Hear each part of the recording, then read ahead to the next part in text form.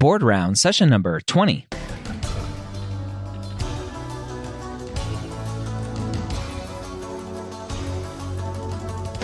The moment you step foot on campus as a medical student, you are gearing up for one of the biggest tests you'll ever have to take. USMLE Step 1 or COMLEX Level 1. The medical school headquarters and Board Vitals are going to help you prepare for your first board exam with questions, pearls of information, and guidance to make sure you have what it takes to score high and match into your specialty of choice. Welcome to Board Rounds. My name is Dr. Ryan Gray, and I want to thank you for taking some time out of your busy med school journey to take a listen to this podcast today. We're going to give you some pearls of information to help you on your USMLE Step 1 or COMLEX Level 1. As always, I'm joined by Dr. Karen Shackelford from Board Vitals. If you are not familiar with Board Vitals, they are a comprehensive QBank for Step 1, Level 1, and even as you continue on in your med school journey, they have the QBanks to help you with your shelf exams as well. You can go to boardvitals.com and use the promo code BOARDROUNDS to save 15% on your purchase there, or text the word Board Rounds to 44222, and we'll send you that link and promo code. Again, that's boardvitals.com and use the promo code BOARDROUNDS. Let's go ahead and jump in and say hello to Karen. Karen, back for some more Board Rounds. How you doing today? I'm doing great. How about you? I'm doing well, thank you. I'm excited to see what we have in store today. After I got one wrong last week, I was so sad, but that's okay. Interesting. I think you threw that on purpose, Brian. No, I really suspect. I would never. Okay. All right. Okay, so this week we have another maternal fetal question or pregnancy question. But this time it's a 39-year-old gravida 1, para 0. He presents at 36 weeks of gestation, and she has not noticed any fetal movement for the past 6 hours.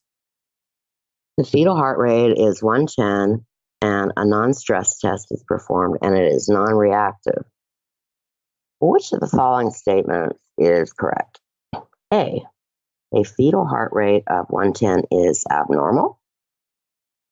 B, fetal heart rate acceleration results from dopaminergic stimulation. C, fetal hypoxemia usually leads to late decelerations. D, fetal head compression results in reflex slowing of the fetal heart rate. And E, use of a non-stress test leads to reduction in neurologic injury and fetal death. Which of those is true about fetal stress testing? Ooh. What was the fourth one? What was D again? Fetal head compression results in reflex slowing of the fetal heart rate due to hypoxemia. So we have 36 weeks, no movement, fetal heart rate 110, and no...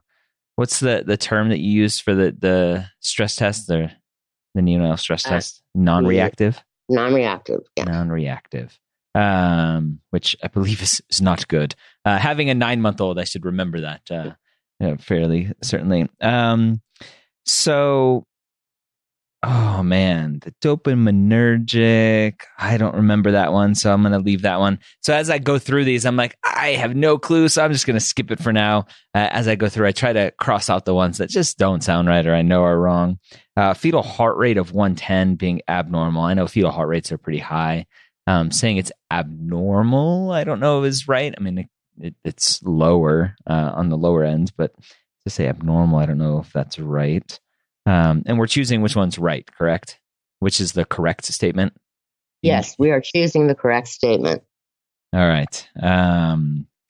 So, oh man. So we got the late decels, the head compression. Oh man, C and D sound the closest for me that I remember. The hypoxemia and late decels. What do they say? Always choose C if you don't remember. C and D are very attractive to me, but I'm going to go with C because I'm just in between the two. You're really good at this, and you're right. I mean, and your logic is right. That I had looked at this for the first time, I would have said the same thing. C and D do seem to be the most, just in test taking, in terms of test taking skill, I probably would have picked C2. But yeah, so you're right also that the non-stress test should be reactive, and heart rate of 110, the fetal heart rate, varies a good bit, and up, 160, 110 to 160, I think is normal. And unfortunately, I don't have that information at my fingertip, but I know that's normal fetal heart rate. I think it may go 100 to 160. Yeah. The non-stress test is the most commonly used method of antepartum fetal cardiotocographic monitoring. There's no evidence, however, that it improves fetal outcomes in pregnancy, but still commonly initiated in women at about 26 to 28 week visit, at that period of gestation. And they're used to screen for fetal hypoxemia in high-risk pregnancies, which this older patient is a high-risk pregnancy. I think it's over the age of 34, 35. Mm-hmm. A reassuring test, though, doesn't mean all's well. It only reassures you that fetal well-being in terms of oxygenation. And, the fetus is moving, characterized by 2 or more fetal heart rate accelerations, and they peak at least 15 beats per minute above the fetal baseline, last at least 15 seconds. So before returning to baseline. And that's over a 20-minute interval. A non-reactive, non-stress test can reflect fetal hypoxemia or acidosis, actually.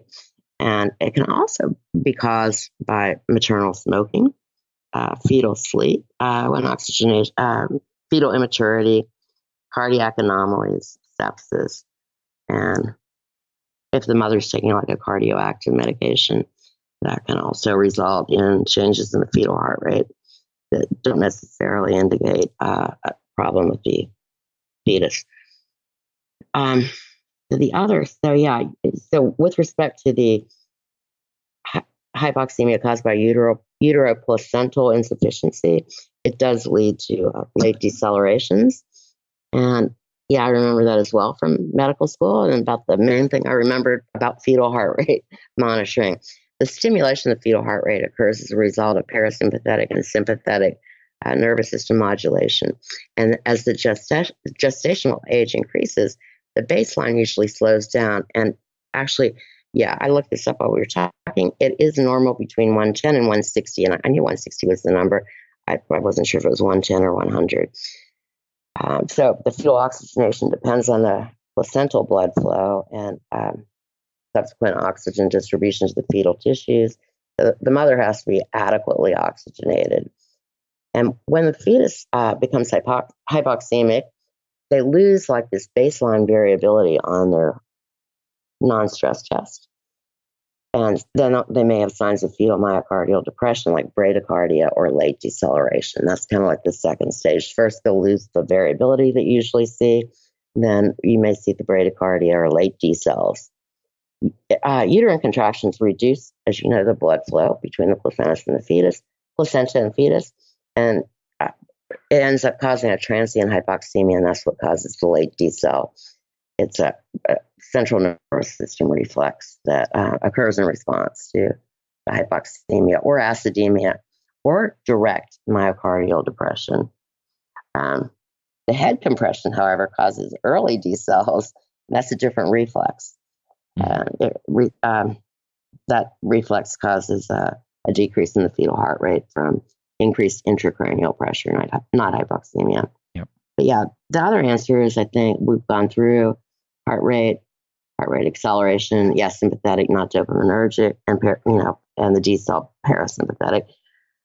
That's it. And so, what do we miss? Use of the non-stress test leads to reduction in neurologic injury and fetal death. No, that's not true, but it's still routinely done to check on fetal well-being at that time and fetal oxygen status and acid-base status, I guess. All right, so there you have it. Another board rounds in the book. I hope you are enjoying these topics, this discussion. If there's anything that we can do to make these better for you, shoot me an email, ryan@medicalschoolhq.net. Don't forget to check out our other podcasts, Specialty Stories, to help you figure out what you want to do once you graduate. I hope you have a great week. We'll see you next time here on Board Rounds.